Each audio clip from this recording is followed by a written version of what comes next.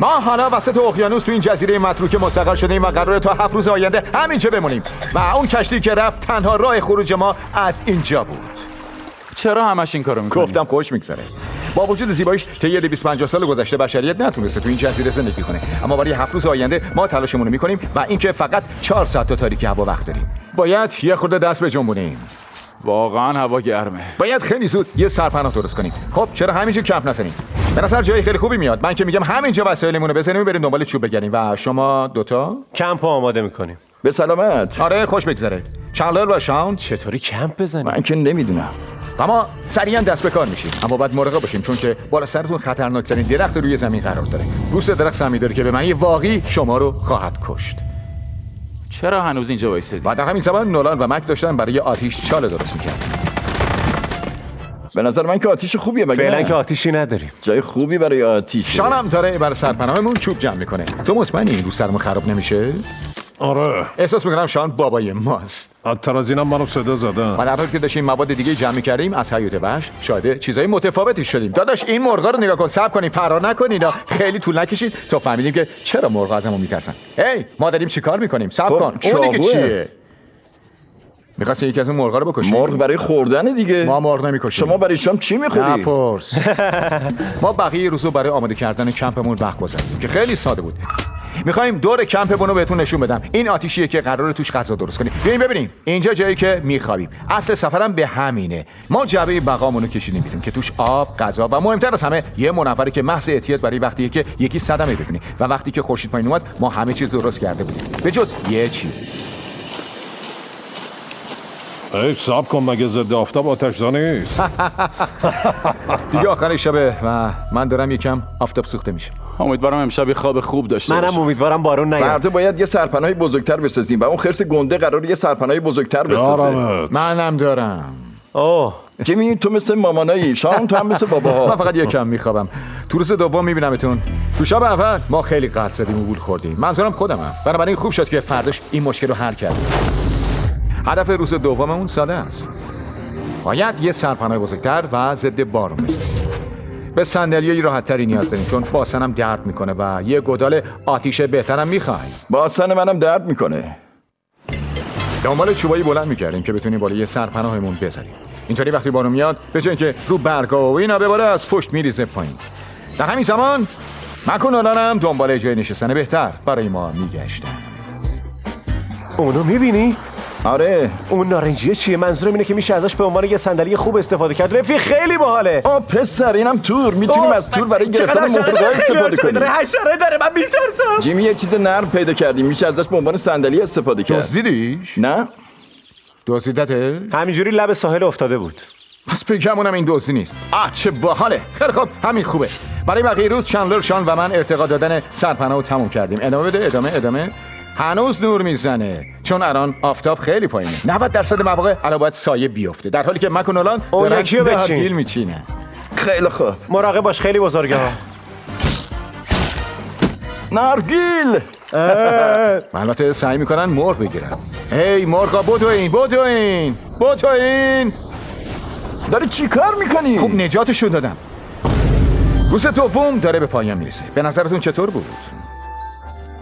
نولان؟ شگفت انگیز بود. به نظرم همه موافقن که خیلی بهتر از چیزی که فکر میکردیم پیش رفتیم، اما چشممون زدن. همون شب همه چیز قرار بود خیلی بدتر بشه، اما فعلا اگه براتون سوالی که چرا اومدیم اقیانوس، به چندلر نگاه کنید چون تنها راه همون کردنمون همینه. از آب همراهمون باید برای آشپزی و میدونید دیگه کم آبی استفاده بکنیم. ما نباید بیگدار به آب بزنیم. میخوایم بدونین چی فهمیدم پسرا؟ چی؟ ما اولش 10 تا دبه آب داشتیم، اما الان 6 تا دبه. اما تازه روز دومه. میدونم من اینجا عین آدم بزرگا رفتار میکنم و حرف میزنم. همه باید بیشتر سر مصرف آبشون صرفه جویی بکنن. سر چی داریم توافق میکنیم؟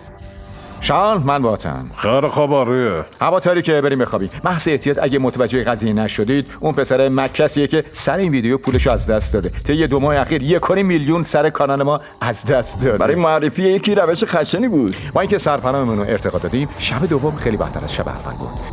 اینو نمیدونستیم، اما این جزیره پر از حشرهایی بود که شبا نیش میزنن و بنا به دلایلی من و چندلر بدتر از بقیه نیش زده شدیم. دیشب اصلا نخوابیدم. احتمالا مزخرف ترین کاری بود که خواستم بکنم. ببین فقط یه دستمو ببین چقدر نیش زدم. میبینی و در حالی که میخواستیم خوابمون رو جبران بکنیم احتمالا میتونی حدس بزنی که بقیه پسرها بدون نظارت دارن چیکار. مرغ بگیریم. نه ماهی بگیریم. خب دیروز من و نولان کنار اون ساحل تونستیم یه چند تا تور پیدا کنیم. امروز پسرها قراره به من کمک کنن که یه تله مرغ درست کنیم. نقشه اینه که خیلی ساده تور رو اینجا بذاریم و به اون بالا وصلش کنیم و بعد مرغ بگیریم. اگه بیدار بودم و جلوشون میگرفتم هیچ وقت این اتفاق نمیافتاد. اما در حال حاضر به معنی واقعی داشتم حس میکردم که دارم میمیرم. اونا قشنگ دیوونه شده بودن. چقدر تور مقاومیه. واقعا؟ بزن بریم. طی 30 دقیقه بعد این بچه‌ها تونستن اون تور رو خیلی خوب قطع کنن و ببرن. بعدش تنابشو به درخت وصل کردن. به هر 4 گوشه وصل به حالا تله آماده شده بود. کار کرد. واقعا خیلی خوب شد. پس بعد از یکم آماده کردن و تومه گذاشتن وقتشه که بریم مرغ بگیریم. اون چیه؟ یه تله برای مرغ گرفتم. میتونم تنابو ببینم؟ نه نمیتونی. این همه مدت داشتی همین کارو می‌کردی؟ آره. فکر می‌کردم دارین یه کار خیلی مفید می‌کنی. راستشو میگم. اولش فکر می‌کردم داریم وقت تلف می‌کنیم چون که 3 ساعت همینجور منتظر موندن و صبر کردن اما به دلایلی مک آماده تسلیم شدن نبود و در نهایت بعد از صبر بیشتر و بازم یکم صبر بیشتر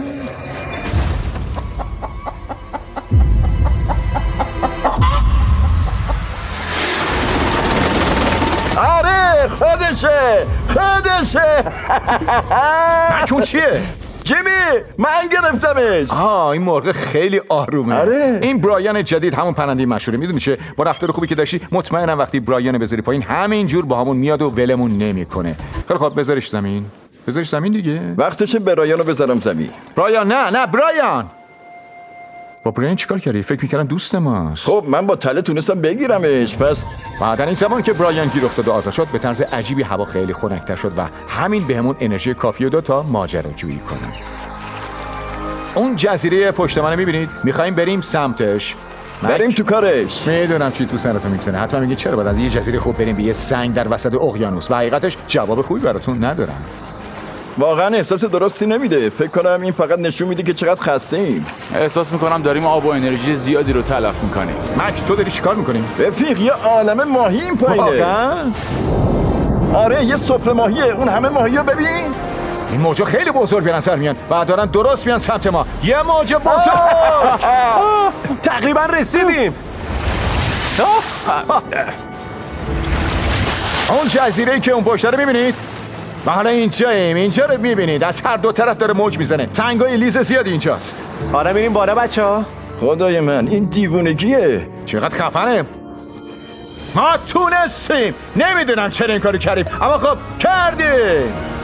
حالا چطوری بریم پایین و اینکه چطوری برگردیم جزیره خودمون خب آخه؟ سریع‌ترین راه پریدنه. من که نمیپرم.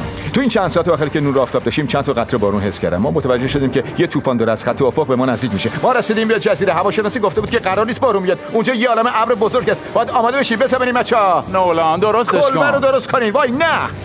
داره بارون میاد. از وسایلمون محافظت کنین تا جایی که میتونیم. برگای بزرگ بردارین. چندلر برگای بیشتر. و وقتی که نور آفتاب رفتیم زیر سرپناه جدید و ارتقا یافتمون و منتظر یه شب بارونی شدیم. بدترین بخش این کارمون اینه که نمیدونیم قراره چی بشه. خیلی هوا تاریکه. دیگه حتی نمیشه دید که چقدر بارون میاد. معلوم شد که خیلی شانس آوردیم. طوفان خیلی سریع تموم شد. اما چیزی که میتونم بگم اینه که یکم بعد انقدر خوش شانس نیستی. چیکار کنیم؟ داره بارون میاد. رفیق قشنگ داره از همه جا میریزه. فقط میخوام برم خونه. صبح بخیر به همگی. بسیار دوباره امتحان کنم. صبح بخیر به همگی. صبح بخیر. شما هم حس دوشنبه رو گرفتین. بعد از 4 روز موندن تو جزیره روتین صبحگاهی ما همینجور ادامه داشت. اولش بیدار می‌شدیم و درباره اینکه چقدر بد خوابیدیم بحث می‌کردیم. دیشب واقعا خوابیدن سخت و بعدش از دستشویی استفاده می‌کنیم. و بعدش دوباره غذا می‌خوریم. غذای کنسروی. یکم از غذاهامون ناراضی هستیم. پس بذار بگیم که یه راه حلی داریم. خیلی خوب تا همینجا میتونم بیام.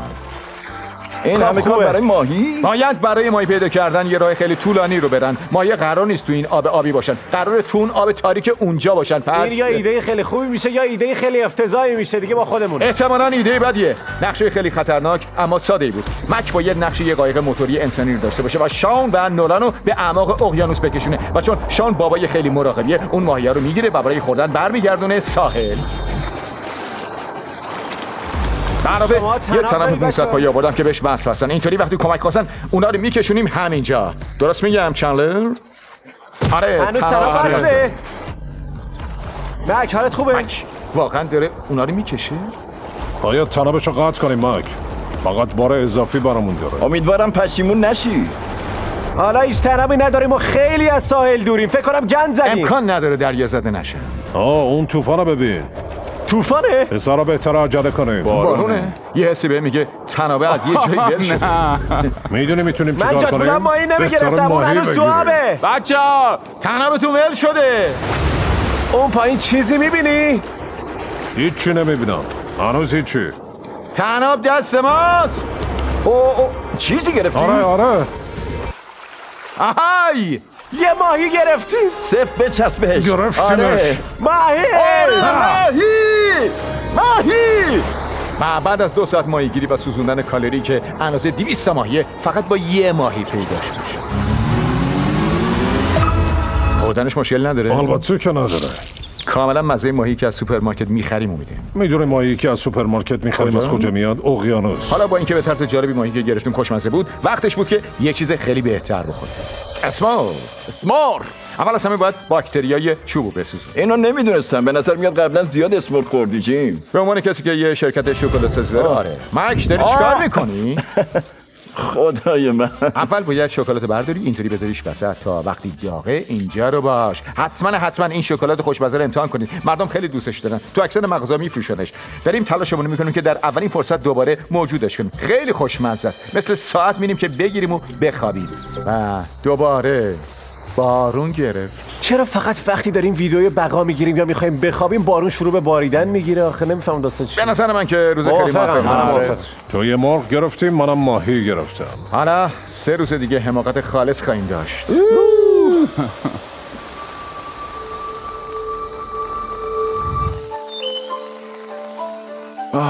من تازه بیدار شدم، اصلا نمیدونم روز امروز چندمه. روز پنجمه.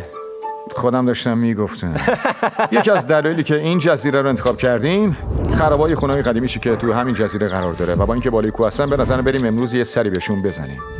همه شما موافق هستین؟ من موافقم. من مخالفم. حالا که هم موافقن به این خرابا بریم، می‌خوایم مطمئن بشیم که با شکم خالی این سفر رو شروع نکردیم. وقتی داشتیم صبحونه کنسرویمون رو می‌خوردیم هیچکس متوجه خوردنی که لب ساحل بود اونجا نشد. کنار خشکی یه بز اونجاست. یه بز اونجاست امکان بچه‌ها. نداره داداش.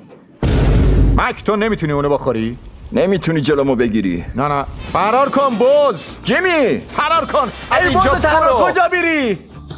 فرار کن از چرا اینجا این برو. کارو کردی؟ اون دوست ماست. نه بابا اون غذای ماست. دوباره جیمی غذای منو ترسوند. و بعد از دور کردن اون حیوان از مک وقت ماجراجویی به سمت خرابا بود. خیلی خوب بزن بریم. آبمون تموم شده برای این بچه. ماجراجوییمون یکم نیازه. وقتی میرید سعی میکنم بریم اینو تو با آب کارش. نارگیل پر بزن کنم. بریم.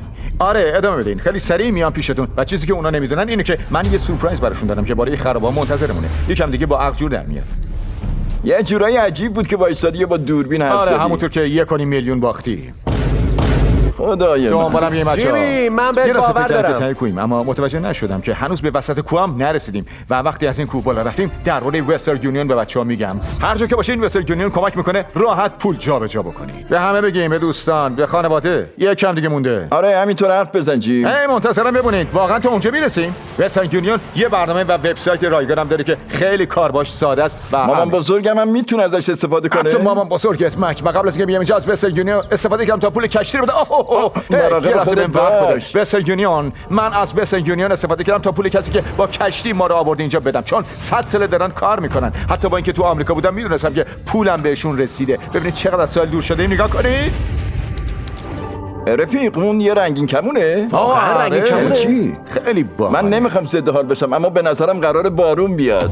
اون بزرگه. آره دقیقاً همون ابر بزرگه. دیگه داره زده حال میشی. هی از اینجا میشه شام سر میدی. داره سرپناه درست شام کنه. داره برامون شام درست میکنه.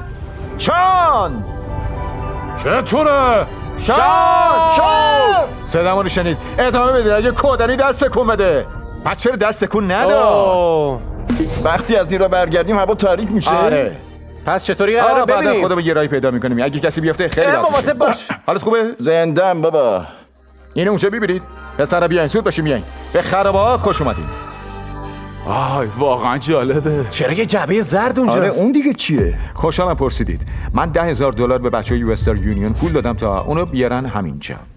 واقعا یه اهرام تو کیف دست. به نظرتون چی توشه؟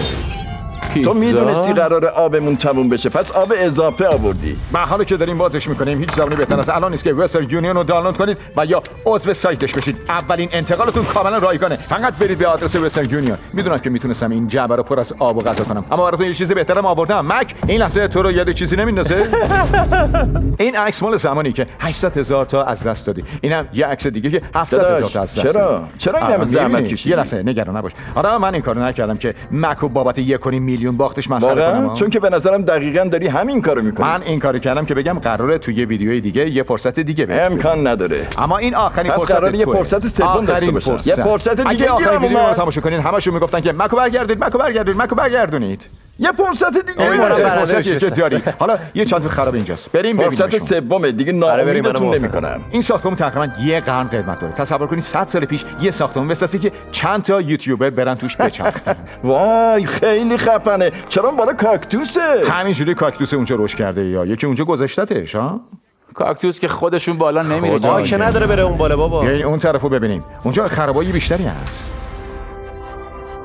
واقعا جالبه. ببینید درخت چطوری داره سنگا رو گرفته. به نظرتون ارزش حالا تلاشی که رو یه که فرصت کردیم سوم داشت؟ گیرم اومد داره. خیلی خوب خدا رو شکر. شما دوتا نظر نه. پیتزایی تو جعبه نبود پس نه. این موقع روز پنجم خورشید داشت تو جزیره غروب میکرد و موقع برگشت به کمپ بالای کوه وایسادیم و اونو تماشا کردیم. هیچ کس نیست. ترجیح میدادم دور یه کوه متر کنم ولی با شما اینجا نیام. خیلی ممنون. پس با کی تشریف میارید اینجا؟ شاید با دوان جانسون، منطقیه. اما جز اون هیچ کس. پسر آباتون رو راستم، اینو تا ابد یادم میمونه. منم همینطور. به نظرم این منظره ارزشش رو کم تمیز شده، در مقابل بارون مقاوم و آب نارگیل و غذا هم حاضره. آب خیلی بیشتری داریم. هوا داره واقعا تاریک میشه. الان دیگه حتی نمیشه جنگه رو دید. نمیدونم چطوری میخوان از بالای کوه برگردن اینجا، اونم وقتی هوا اینقدر تاریکه. تو شب خیلی سخت داره. کاکتوس تو خوبی؟ یه تیغ رفت تو پا.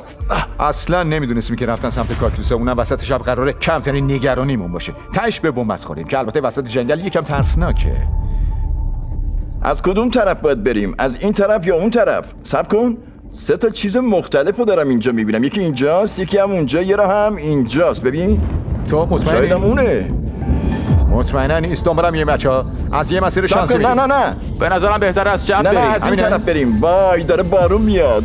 و اون شب باید خیلی خوش شانس می بودیم چون که دقیقاً موقع گم شدن ما بارون بود. مطمئنی همین درسته؟ جیبی مطمئنی درسته؟ گفتم که الان بریم دقیقاً داریم چپ. کجا 10% بریم بچه‌ها؟ مطمئنم که از این طرفه. 90% مطمئن بودم بهتر نیست؟ 90% مطمئنی؟ میشه لطفاً انتخاب کنیم؟ ممکنه روی این کوه بمیریم. پس بری. چرا از اول اونو انتخاب کردی؟ پسرا وضعیت خرابه. داره لیز میشه. واقعا فکر نکنم بتونیم از پسش تقریبا افتادم. خیلی بد شانسیم که حتی با اینکه گم شدیم و بارون میاد یه مورد سومم اضافه شد که نگرانش باشیم. بالا سرتون خطرناکترین درخت دنیاست. اگه بارون بیاد پوست شما رو میسوزونه. مراقب پوست درخت باشین چون داره بارون میاد. خیلی مراقب باشین. باید چیکار کنی؟ نه اصلا این سمش روتون بریزه. 10,000% مطمئنم که درخت سیب مرگ همینه پسرا. اینجا نزدیک شدیم و با اینکه نمیدونستیم این مسیر رو درست اومدیم یا نه فهمیدیم که به کمپ نزدیک شدیم. اون خدا چه؟ رو شکر. کمپ تونستی؟ همونجاست. یه فرصت داریم که شاونو بترسونی. به نظرتون این کارو بکنیم یا نکنیم؟ آره البته. خیلی خوب.